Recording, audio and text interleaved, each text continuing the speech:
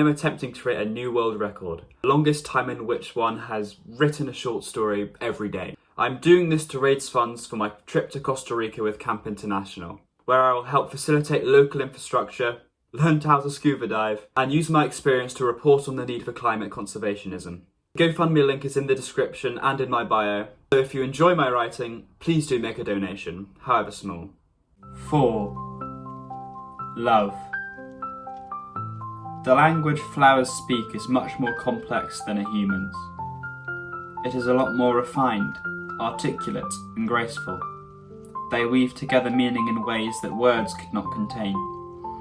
The dialects are so varied, so vast, so full and hearty, that no human could possibly capture it on their feeble tongues.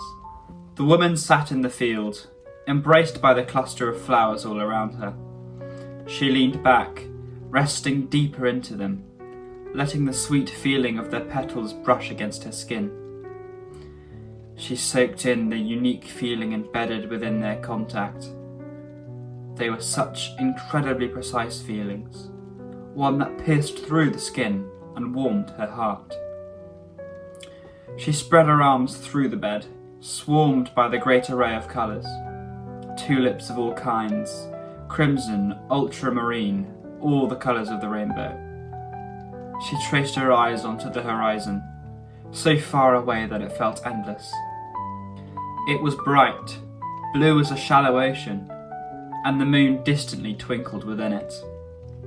She was in adoration of her surroundings, completely enraptured by it, to the point she barely even viewed herself as anything beyond just an observer. She had been here forever, and will be here forever, lying here, in peace, undisturbed. The ticklish feeling of the petals mixed with the memory of a person she once loved. Those feelings mixed, knitted as well as if they were the same species. She could not remember their face, their name, age, occupation or voice, but what she did feel when she memorised this figure was that of a deep admiration, a feeling that bubbled in her chest, flooding her face with a bouncing, joyous pride. Her eyes crinkled at the edges, a happiness so great that she couldn't suppress the chuckle lobbying to escape her lips. They were long gone, or rather, she knew she'd never see them again. But the thought didn't cross her mind, nor did she care, nor did it matter in any meaningful way. She had the memory, and she would enjoy this feeling for as long as she could. She loved whoever it was, whether it was herself, someone else, or something else entirely. The flowers whispered in her ears, bristling up against them. They tickled her, sending short, sweet pangs up through her spine. She nodded and slowly lifted from the ground. She bounced forwards, down the sloping, undulating hill that she had been lying on, down into the great flowery expanse at the bottom of the Great Basin.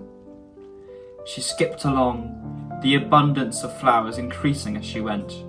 They felt at her ankles, growing up her shins. But as she got closer and closer to the centre, she grew more drowsy. Her senses slowly began to dull, leaving only the joy of her step and the desire to reach the basin's centre. So she pushed on, pledging to allow herself a nap once she arrived. Once she reached it, she staggered, stopping. With a slightly increased breath, she looked down at the patch of flowerless grass. It was carved out of the surrounding cluster in the shape of a perfect circle, the golden blades of grass cut, but showed evidence of growing back, as if it had been cut only recently. She lowered herself to that ground, placing her hands against the floor. She let the grass knit between her fingers, allowing it to numb the tiring feeling in their own language, their own words. She lay on her back now, staring up at the sky. In her peripheries, a cottage lay on the horizon. The flowers were tall and kind, warm in their gazes, homely in their bristle within the breeze. The sun hung directly overhead, looking down at her also, a kind light. She reached into the sky, blocking the sun's light from her face, allowing it to fold over and in between her fingers. Nostalgia swarmed her. A strange, sourceless nostalgia, but that feeling was a good one. She let it soak into her. It was peaceful here, in this moment. She felt as if there was a time in her past that was more torrential, more horrid, terrifying, difficult on the heart. It left her with claw marks, but she had no memory to recall it in any way that mattered. But she knew, in the end of it all, it had been washed away. And now she was here, content, and she could stay here until the end of time. She let her hand fall to her side, and her eyes slowly dripped closed. And, briefly, before she slipped away into dreams, her vision filled with the ripe colour of an apple, and her nostrils filled with the faint scent of tulips.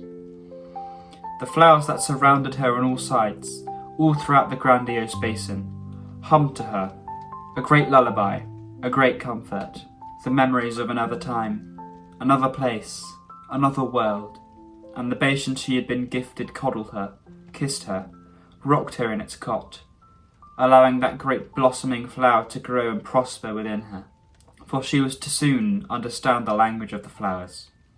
Soon she would understand it all, what the flowers really are. A zephyr blew across, in between and out of the petalled flowers in the yellow grass. She eased back, lulled further into sleep, a small, content smile on her face.